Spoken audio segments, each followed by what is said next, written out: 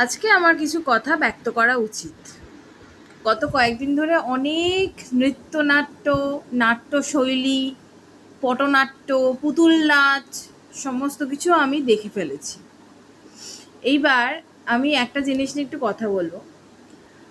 আমাদের মাননীয় বিধায়ক, কামারহাটির বিধায়ক মদন মিত্র, যিনি ও লাভলি বলেই খ্যাত, তাকে আমি ব্যক্তিগতভাবে চিনি, চিনলেও খুব তাকে ভালো লাগে, বেশ মানুষটা বেশ মজার মানুষ, এইভাবে চিনি। অ্যাজ আ তৃণমূলের এমএলএ হয়ে আমি তাকে চিনতে চাই না, চিনবও না। তিনি খুব ভালো কথা, তিনি খুব রাজনৈতিক সৌজন্য দেখিয়েছেন। তিনি বলেছেন সজল এসে আমার পায়ে প্রণাম করলো, তো আমি কি তাকে চড়থাপ্পড় দেবো, এরকম একটা কোড আনকোড এরকম কিছু কথা।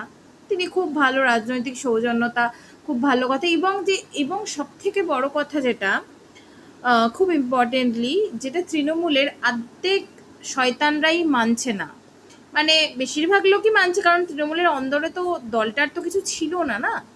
তো ওরা, মানে ওদের হার, রাজনীতির যে ভোট, রাজনীতির যে ভোট পর্ব, তাতে হার থাকবে যেমন, জিতও তেমন থাকবে। মানুষের রায়ই হচ্ছে গণতন্ত্রের সর্বোচ্চ।